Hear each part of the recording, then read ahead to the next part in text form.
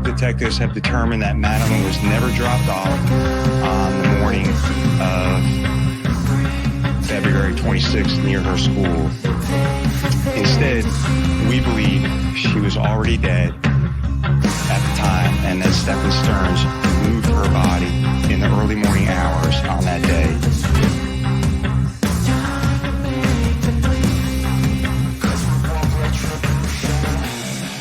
Cause we want retribution. Oh yeah, we want retribution. Oh yeah, we want retribution. Oh yeah, we want retribution. Yeah, we ran out of patience. Boil up with the cold hard hatred. I can feel the vibration. Deep in the streets, it's a new sensation. I wanna break faces on the pavement. I wanna make greatness look complacent. Adrenaline awakened, I can taste it. We can make an impact, grab and then taste it. Like a disease, bring them to their knees. Take the thing to see. Just like a wind, spread into the streets. Time to make them bleed. Cause we just want retribution. Let's go light up the darkness. Make true of an empty promise. Flip cards in the weekend, harmless. Take to the streets and turn them to a mosh pit. Cause we want retribution. Oh yeah, we want retribution. Oh yeah, we want retribution. Oh yeah, we want retribution.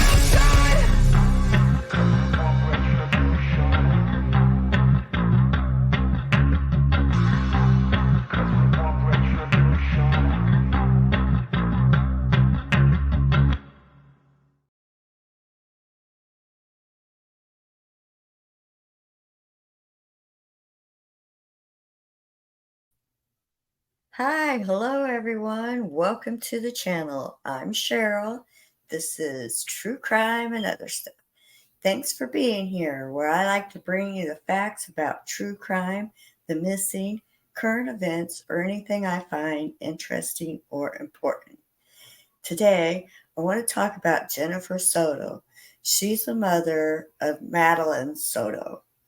Madeline Soto was first reported missing on February 26, 2024, after Stephen Stearns, the boyfriend of Jennifer Soto, said that he dropped her off close to school. Okay, so Jennifer Soto went to pick her up from school and learned that she never made it to school that day. Then on February 28th, Maddie's body was found and Stephen Stearns was arrested. He was accused of sexually abusing Madeline for years, and now there's new documents that reveal that he looked up strong anesthetic drugs before her death. Stephen Stearns was the boyfriend of Jennifer Soto, Maddie's mother. And today I'd like to discuss if Maddie's mother knew. Did Jennifer Soto know anything about this at all? I think she did. I don't think she was all in the dark like she pretends. Okay, let's watch a video.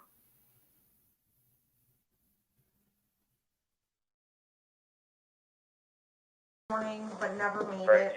New details about the investigation into Maddie Soto's disappearance and murder are revealed in a cache of documents, including what Maddie's friends told investigators about her and her mom, and Stephen Stearns, the man now accused of sexually abusing her for years and murdering her.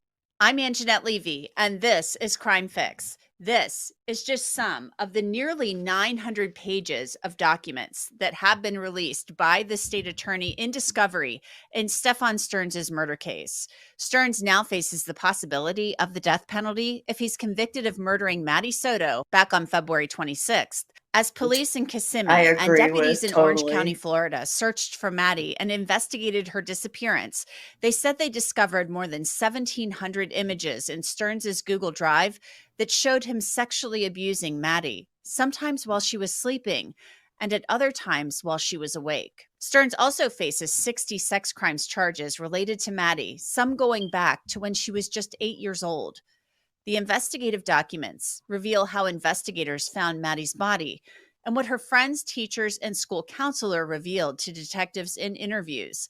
Some of the information is really, really sad, and I'll start with the least sad thing that I could find, given the circumstances in this case.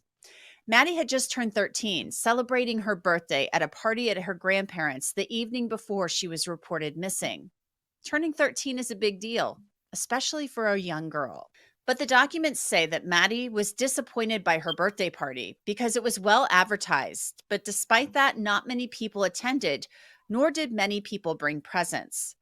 The report notes that Maddie's mother, Jen Soto, did not attend the party, and neither did Stefan Stearns. A friend of Maddie's told investigators that she was upset with her because she didn't give Maddie money for her birthday as she had hoped.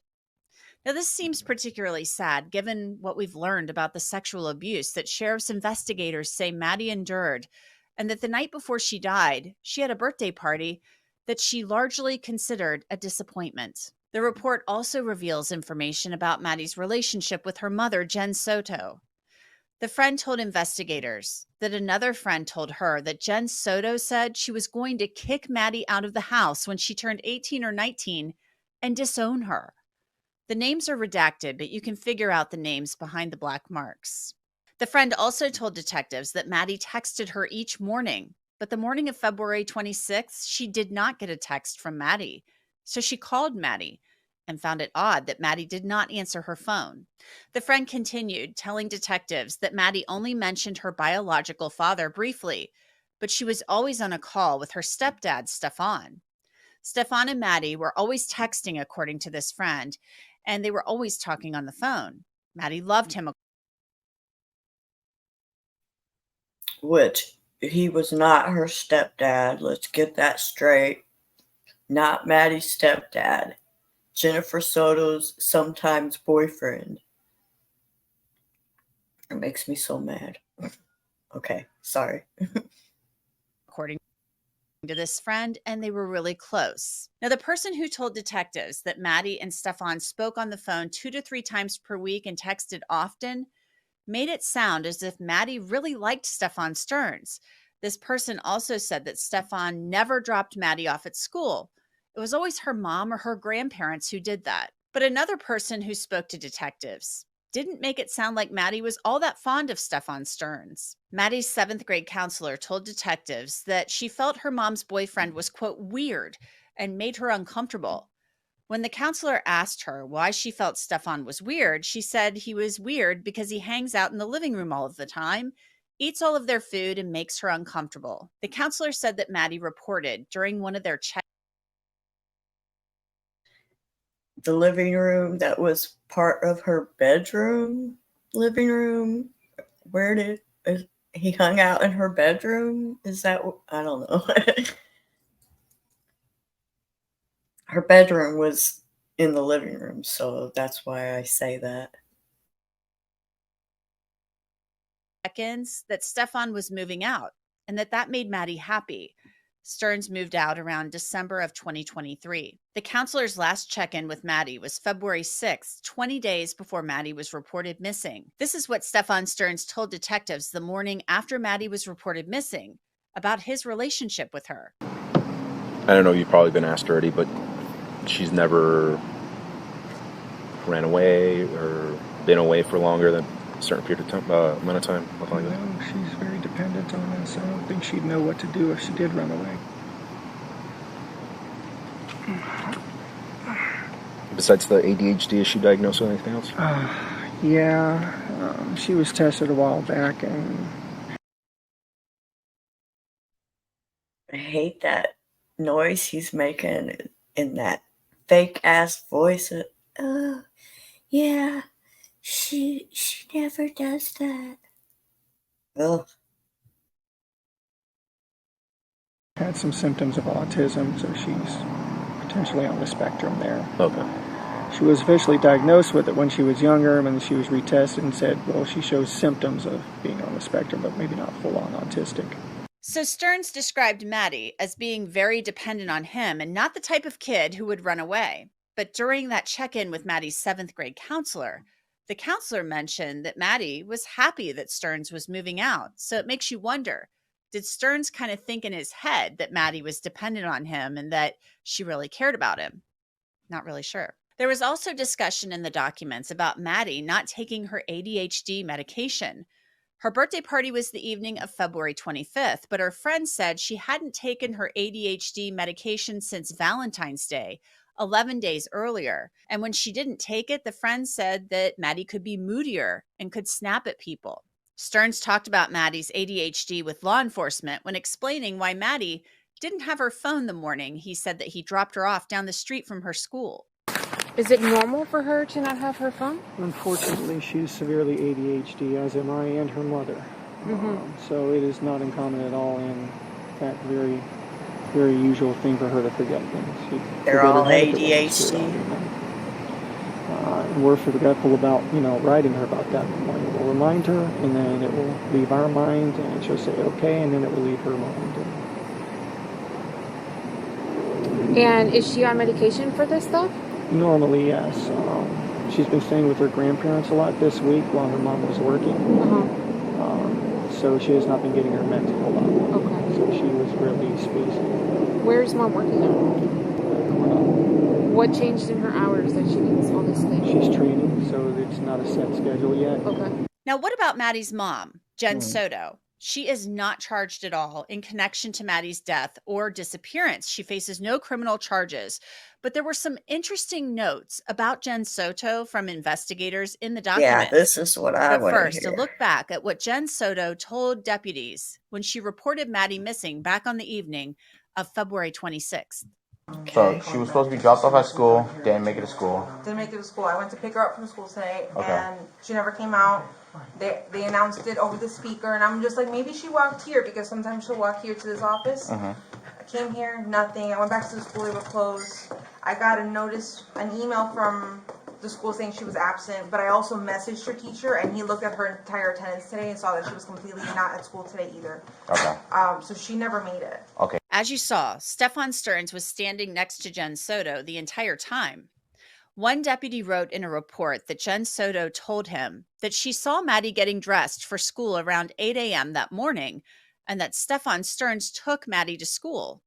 But another deputy wrote that there were inconsistencies in the information received from Jen Soto. Right there. I want to take a moment to tell you about the sponsor of this episode of Crime Fix. It's Truth Confidential Background Reports, just the night before around 11 p.m. And maybe only heard her getting ready for school that morning. She didn't see her. That's a big difference. Here's more of what Jen Soto said to deputies when Maddie was reported missing, including what she said Maddie was wearing that morning. Madeline Soto, age 13. I'm trying to get a clothing description now. What was she last seen wearing? Green hoodie. Green hoodie. White Crocs. White Crocs. Either blue or black pants. I think black shorts. Black shorts? Yeah. Black shorts? Okay. Jen Soto corrected Stearns about what Maddie was wearing, or at least added information about it. It raises the question, if she didn't see her that morning, how would she know what Maddie was wearing unless she saw her? Did Stearns tell her? We really don't know. But we do know what Maddie was wearing when a deputy found her body on March 1st. I'll get to that in a moment. But first, back to Maddie and her mother. You know, a lot of preteen girls argue with their moms, and it sounded like that was happening in their home. Jen Soto had bipolar disorder, according to some of the family friends and the roommates who lived in the home. Friends and counselors had mentioned it, and one, as I mentioned earlier, said that Jen Soto had told Maddie she would kick her out of the house when she was 18 or 19 and disown her. The investigative documents say Maddie last spoke to her 7th grade counselor back on February 6th. Maddie reported that things were actually good with her mom and at school. So things had improved, it sounded like. The night that Maddie was reported missing, Stefan Stearns went with deputies to the area where he claimed he dropped her off. They here? It was along this stretch. I can't remember the exact spot, but it was around where these communities were. Oh, thank you. So it's like around where these communities were. Okay. And it's just like in this stretch, like we could see the overpass down there. Where's the school? Just on the other side of the overpass. So somewhere around here. So yeah, somewhere, maybe not this one, but the next one possibly is right in this stretch. When we just came down and we drove about halfway down, she was like, that's good right here. Okay. On the second floor.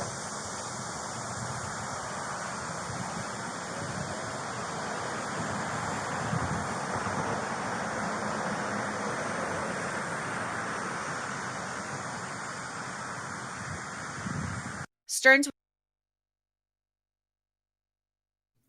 Yeah, he goes there with him when he knows damn well he did not take her there.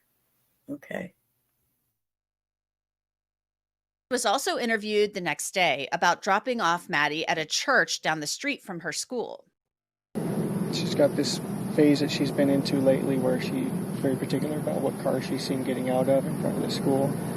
She prefers her mom's car, but my cars are, I guess, kind of hoopties. I get it. It's an image thing. But that was sometime probably between 8:20 and 8:40-ish. Somewhere in there. It was along the stretch of the road that on the right side that has all the communities on it. Before you get to the overpass. You could see the overpass from where it was. So it was on that side, on that stretch of road, and that's where I dropped her off. And she said she was going to go wait for her friends. She was going to go find them and hang out and wait for her friends. And I asked if that was going to be okay. She said, yeah, it's fine. Kids get dropped off early enough as it is. So it's not totally unusual for that to happen. It's just not usually that early that I drop her off. I do school runs every once in a while for her. I said, okay. Let her out. Have a good day. Love you. Thanks. Love you too. And I turned around and was driving away and was watching her in my rearview mirror to make sure that she was going where she was supposed to go. And she was moving in that direction, but she was rummaging around in her backpack or something. What I assumed was probably headphones or something like that, but I find out later that she forgot her phone here, so she may have been rummaging for her phone. But she was still kind of making her way towards that direction, so it looked okay. It looked like any other day. And I just continued on. Wow, he just lies and lies and lies. All right. Wow. Stearns was arrested about 2 days later and charged with sexual battery of Maddie. Deputies said they found Stearns' Google Drive that contained those more than 1,700 images, most of Stearns sexually abusing Maddie, according to deputies. On March 1st, the next day, that was a Friday, a deputy in Osceola County found Maddie's body. Documents say a man had called in reporting that he had seen a car matching Stearns' description with a flat tire along Hickory Tree Road. The property owner allowed the deputy to search the property, and he described finding a body in a prone position, her head and face down, and her knees bent. It was Maddie's body, Maddie. laying in between two bamboo trees, and a Faro scan shows how her body was placed in between those trees. The deputy said she had dead vegetation on her, and investigators noticed insect activity from decomposition. The documents say that Maddie was wearing a green hoodie covering her head, blue jeans, and white socks. She was not wearing black shorts. So everything, a green hoodie. Okay. And she did not have on white Crocs, as Stearns had said. Okay. The documents say some of Maddie's belongings had been found in a dumpster at her apartment complex, including a white Croc for a right foot. A white Croc for a left foot had been found in the area where Maddie slept in the apartment, along with another pair of white Crocs that were larger. The sheriff of Orange County had talked about recovering Maddie's belongings from the dumpster at her apartment complex. Our detectives have determined that Madeline was never dropped off on the morning of February 26th, near her school. Instead, we believe she was already dead at the time and that Stephen Stearns moved her body in the early morning hours on that day. We have video evidence that shows Stephen Stearns discarding items in a dumpster in that apartment complex in Kissimmee at 7:35 on Monday, February 26. Detectives later recovered Madeline's backpack and her school-issued laptop from that dumpster. At 8:19, we have evidence that shows Stephen Stearns returning to the complex and Madeline was visible in that vehicle. We believe she was already dead at that time. Stefan Stearns is being held in the Osceola County Jail. He faces that murder charge, of course, and 60 sex crimes charges related to Maddie. And the investigation, according to law enforcement, isn't over. At this time, the only person being charged is Stephen Stearns. And again, this is not over. There is an ongoing investigation to uncover more evidence, and therefore we can't comment. So will Okay, so I think she knows. I think she knows a lot more than everybody thinks. But let's listen to this video. On Monday morning, visually see her? No. Did you hear her? I heard many people in the kitchen. I'm not sure if it was my roommate or her specifically. Maddie Soto's mother, Jen Soto, in her own... So she don't know her daughter's voice. Okay. words, talking to police in the hours after she reported her daughter missing. I have the interviews just released as a TV station reports that Jen Soto will not face charges in connection to Maddie's death and disappearance. Welcome to Crime Fix. I'm Anjanette Levy. For many months now, we've been telling you what Jen Soto told detectives about 25 minutes to get to the school, and then I wait about an hour for her to get out. I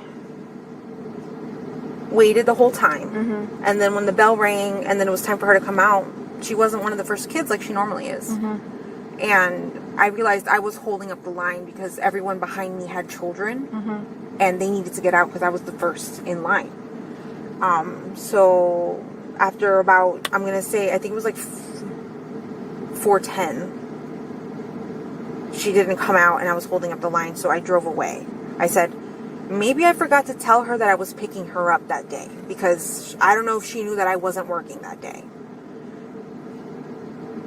But I had assumed that she thought, she knew that I was going to go get her.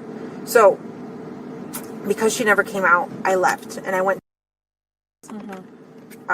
She works less than, I'm going to say it's like a 3-minute drive from the school. It's very close. Now, sometime during the day on February 27th, that was the day after Maddie was reported missing, sex crimes detectives from the Orange County Sheriff's Office near Kissimmee came in to take over the investigation. Maddie had celebrated her 13th birthday the evening before. That was Sunday. Oh, and then yesterday Sunday she had her birthday party, right? Sunday she had her birthday party. Okay, what time was that party at? It started at 3 o'clock. Okay, from 3 to what time? I'm not sure. I wasn't there. I was at work. Oh, okay, you weren't there. But I know my sister was home around 8:30. Was Stefan here at that time? I'm not sure if he was here at the time, but I think he got here a little bit after. And he was like, okay, she was already doing what she was supposed to. She had taken her nighttime meds, and she was getting ready for bed, like taking a shower. She'd take showers at night. So he's like, okay, she was already on it. I didn't get home until, I'm going to say 10:30. Okay. And then at 11, I sent them to bed. Now, something that many people following this case cannot understand. At 11, she sent them to bed. She sent them to bed. Lady, you don't send your child to bed with your boyfriend. What in the hell? That should be a crime in its own. She should be arrested for that. Is why Jen Soto allowed Maddie to sleep in the same bed as Stephen Stearns. He was not Maddie's father, and he's now accused of sexually abusing her for years. Here's what Jen Soto said to a male detective the morning after Maddie was reported missing. And where did she go to bed? Was she in her room, your room, or something else? She actually slept upstairs with... we have a guest bedroom. We were all going to sleep together in the same bed, but I needed some good sleep. And I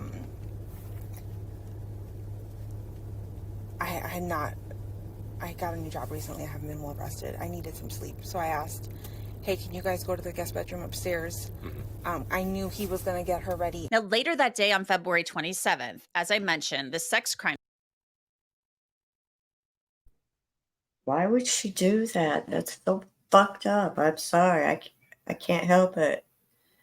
What in the hell is wrong with Jennifer Soto? Ugh.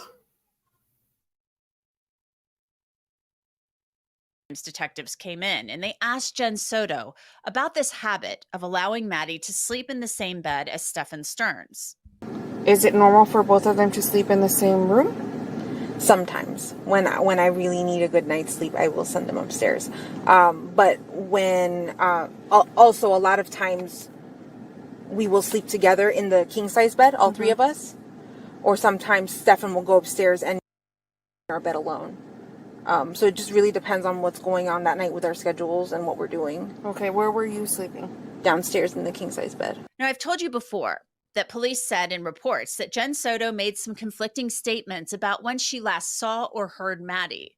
What is consistent throughout these interviews is Jen Soto saying the last time she saw Maddie was at 11 p.m. on Sunday night after the birthday party. Can you tell me when is the last time you were with saw?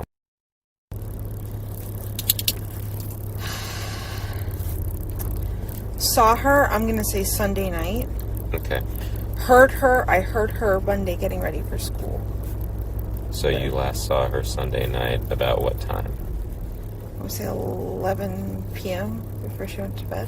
Now, in that last clip, you probably noticed that Jen Soto said she heard Maddie getting ready for school one day. But Jen Soto later said she wasn't sure if she heard her or not. And so about what time did you hear her on Monday morning? I heard everyone getting ready around, I'm going to say 7:30, 8 o'clock. And was it just Steph? Who else lives here? I have roommates. And you just heard all of them, or did you hear anyone in specific? No, I just heard, if anything, Stephen came and woke me up accidentally because he was trying to let the dog out. And the dog gets really nervous sometimes. So I was trying to help him with that, get him on his leash. But he got him situated and took him for a walk. Okay. Did you hear around 7 or 8? I heard noises in the kitchen, but I'm not sure, Not sure who it was exactly. Who it was exactly, yeah. Gotcha. It could have been any of the roommates. But you didn't see her leave Monday morning. Were you still in bed or still in your room? I was still asleep, yeah. Gotcha. What time does she normally leave for school? We usually leave around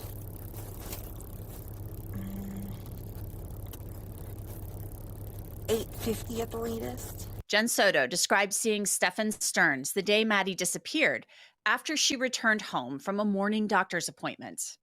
We chatted for a little bit. I asked him what had happened because he had called me earlier at 10. Let me see. Pretty sure he called me around 10:18. What did he call you for? To let me know.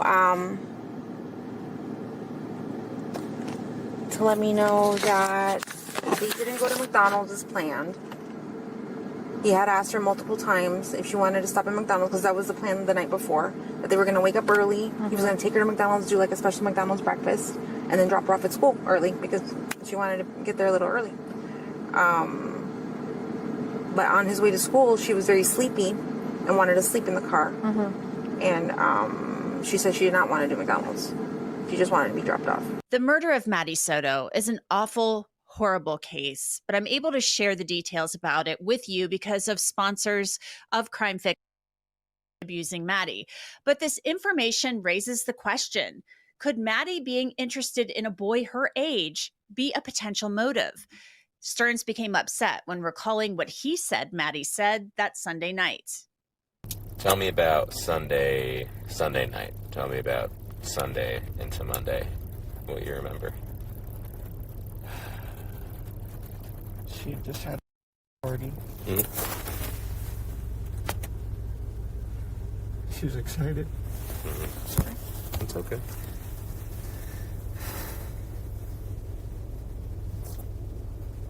Just talking about crushes. Her singing that was coming up, and he wanted me to come see her sing.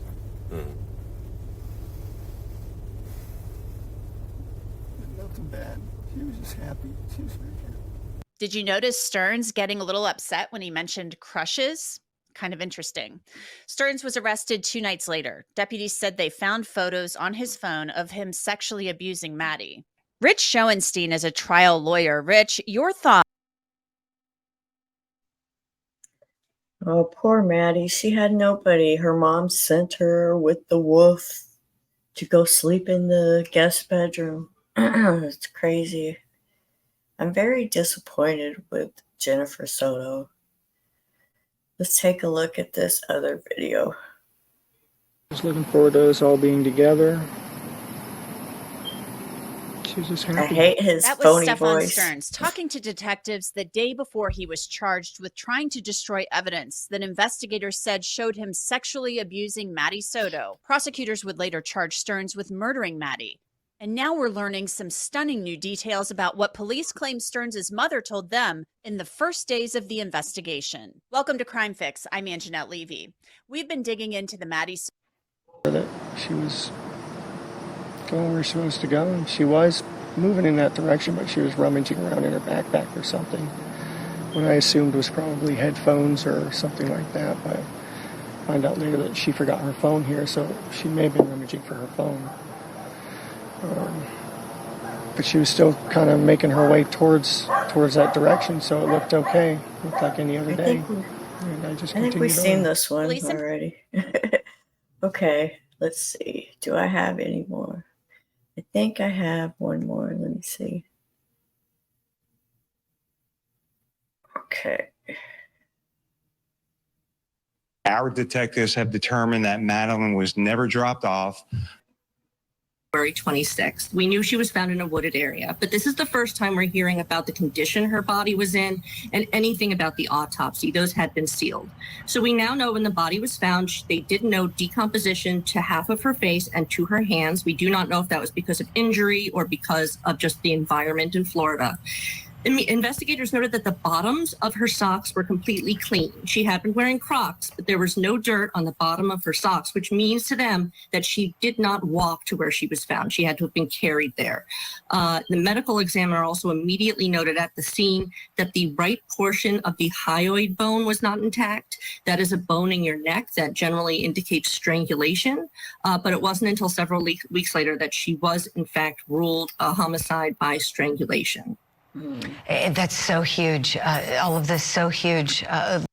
Mom might be charged at some point. You know, in what came out yesterday, I know it was revealed that mom knew they were sleeping, you know, together in the same bed. She didn't like it, she said. She said she didn't have much of a sex life with Stefan Stearns, but knew of that close contact with Madeline. Casey, let me go to you on this. Your thoughts, do you think we're going to see mom brought in? She should be. I think there needs to be a deeper investigation into mom, because every time I think about Madeline, I think about my own daughter who's 13 years old right now. And then you can do a comparison about what's inappropriate and what's appropriate. From those documents you were reading yesterday. Well, every time we get a new document, we seem to get more information about what police have been given by Jennifer Soto, her descriptions of her relationship with Stefan, and Stefan's relationship with Madeline. We did know they sort of had an on-again, off-again relationship. In the most recent interviews, she told him that they broke up because he was, quote, a messy person. And Jennifer told police that they rarely, if ever, had sex. She described it as vanilla if they did. But she did say that he very much wanted to have anal sex, which she was not interested in. And in terms of having her daughter sleep in the bed, she admitted to having her daughter sleep in the bed. In fact, the night before she disappeared, she said that she had sent her daughter to sleep in Stefan's bed. And when police pushed her about that, she then said that she wasn't really comfortable with him sleeping in Stefan's bed, but she said that it was a selfish move because she wanted a good night's sleep. So sort of turning around, admitting that it was a poor idea. She also, in later interviews, described Stefan as a, quote, master liar and a master manipulator, but didn't go into any details about why she may be saying that. I would be very curious about what in their relationship made her. And that makes me think that she's probably going to testify against him. Say that. Oh, wow. Lauren, this is sickening. So let's back up Yeah, a second. it's very sickening. Casey, mom tells police that she wanted to get a good night's sleep. And we remember Madeline had a birthday party. So she sends her daughter in to sleep with her boyfriend so she can sleep alone and have a good snooze. Your reaction to that? Red flag. Be required so that we can find out what, if anything, else occurred in this household during that time. Flurrying multiple times, and that he searched it with the term show up in drug test. So I did look it up. Sevoflurane is an anesthetic. It's used in general surgery and is only used under the direction of a doctor, like via IV. This is not a drug you could pick up at a CVS or a Walgreens. So how does so she we think don't he's gonna know get it? in what context this was, but I On do the think black it's worth market, noting that maybe? while we have gotten confirmation that Madeline Stearns was strangled. Oh, if he gets it on the black market, maybe he knows a lot about the black market. I wonder if he sold videos on the black market. Oh, no. Ooh, okay. Death, we have not gotten any kind of toxicology report. So we don't know what her hormone levels were, if there were any drugs in her system, or if there was anything else going on there. So this adds a lot of questions, not a lot of answers. Oh, yeah, that's a really good point, Lauren. And I remember hearing that these reports would be under seal. Her cause of death would be under seal for some time in Florida, something that had to do with the fact that this might have occurred in the context of a domestic situation. Casey, if you know, can you shed a little bit of light on why now may we be seeing these documents especially if it's ongoing. And then obviously once you get to the discovery phase and the investigation is complete, some of these documents are made available. So it depends on the status of the case, but oftentimes with sexual cases, they're usually under seal for those reasons. For identity purposes. Casey, thank you for that. So now we wait to see if Jennifer Soto is going to be charged. Lauren Silver, lastly to you, was there any response? Okay, I don't know if she's going to be charged. You think she'd be charged by now, but it sounds like she might be testifying. But I seriously think she should be charged. I think she knows. I think she knows everything. I just do. All right, so that's all I.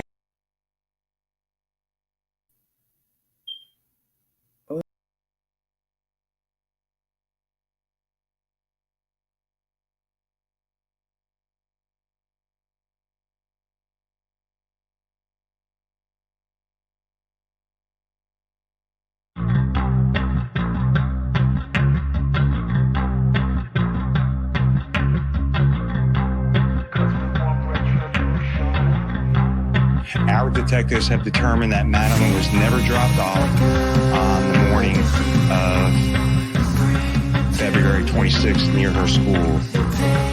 Instead, we believe she was already dead at the time and that Stefan Stearns moved her body in the early morning hours on that day.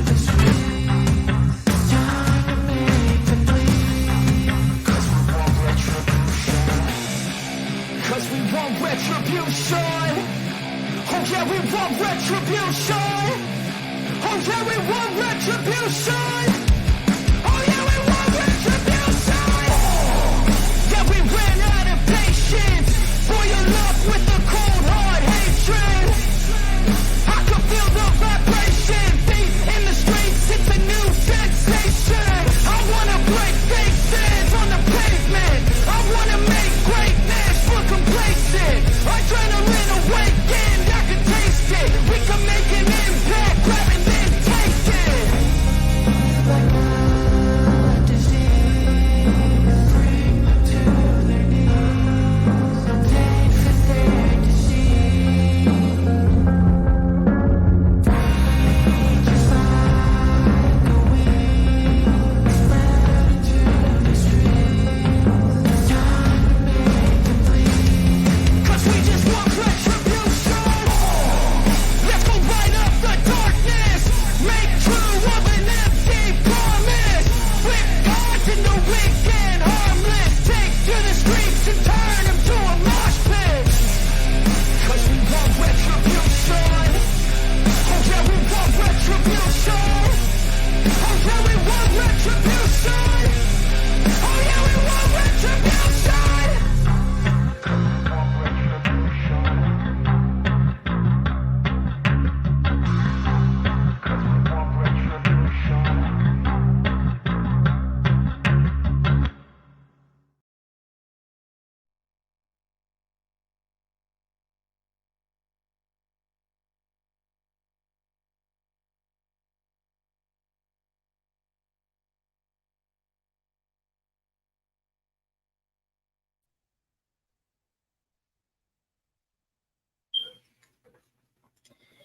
Thanks for watching my videos and have a good one. Peace.